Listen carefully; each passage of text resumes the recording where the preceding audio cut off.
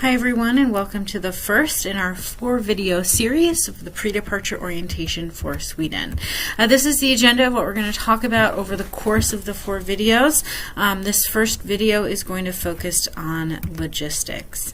I want to talk about your arrival in Stockholm, and before we even get to Stockholm, we have to know when you're coming into Stockholm. So I do ask that once you have booked your flight, you please forward your flight itinerary onto my office at ksbabroad@american.edu. You don't have to type out your flights, just hit forward on the itinerary, send it to my office, and then we'll put it all together in a spreadsheet so that we have everybody's flight information. We will arrange a group flight bus transfer from the airport to the hotel based on the most common arrival time. So if it looks like most people are arriving between 6 and 9 a.m., we'll set the transfer for 9 a.m. If you arrive earlier or you arrive later, we'll give you instructions on how to transfer directly to the hotel on your own.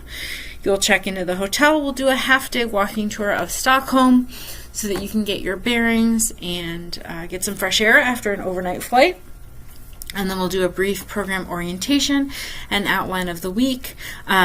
Right now it's tentatively scheduled for 3:30. That's when we did it last year based on arrivals, but we can certainly change that based on your flight information. So again, please do send your flight information to my office at ksbabroad@american.edu. The hotel that you're living in is called the Hobo Hotel. It's the same hotel that we used last year, and the students had a good experience with it. The hotel has a gym, hair dryers are available in all rooms, and breakfast is included daily. It's a buffet breakfast, so you should not have a problem finding something that will work for you if you have dietary restrictions. And just a note on dietary restrictions in general, when you registered for the program, we did have you fill out a form that included dietary and medical issues and emergency contacts. If you are not sure if you included that dietary information, if things have changed since you registered for the program, or you want to be particularly sure that we have your dietary requests, please contact my office at ksbabroad@american.edu.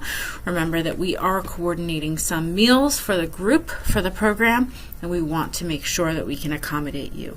If you don't send those requests to us, we can't guarantee that we can accommodate your requests.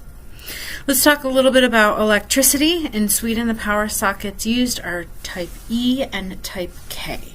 There are 2 different sizes of Euro plugs. There's the thicker prong plug that is used in Northern Europe and the thinner one that is used in Southern Europe. Both of those will work in Sweden. So if you have a plug with the 2 round prongs for Europe, that will work. Please make sure that you're paying attention to the voltage of the appliances that you bring with you. In the US, we use 120, but in Europe, they use up to 220 volts, which means whatever devices you bring should be classified as dual voltage. Cell phone chargers and laptop cords are typically already classified as dual voltage, but when you're bringing things like electric razors or curling irons, they're typically going to be single voltage and will not work. For your phones, it's really important that you plan ahead and you have spoken to your service provider about international options that you're going to use. That being said, you're only going to be gone for a week, and it may not be necessary for you to unlock your phone or get a SIM card. Typically, you can survive quite well on Wi-Fi calling. Skype is a great service. Programs like WhatsApp and Viber are good as well. We will create a WhatsApp group for the program. We will post that group in Blackboard, and we'll ask all students to download WhatsApp and join that group before departure. We use that group on a day-to-day basis when you're traveling to communicate with you, so if we need to change the schedule, change the departure time, or certainly in case of an emergency, that gives us an easy way to be in contact with you. You do not have to have an international phone or data plan in order to be able to use WhatsApp. You only need to be able to access Wi-Fi.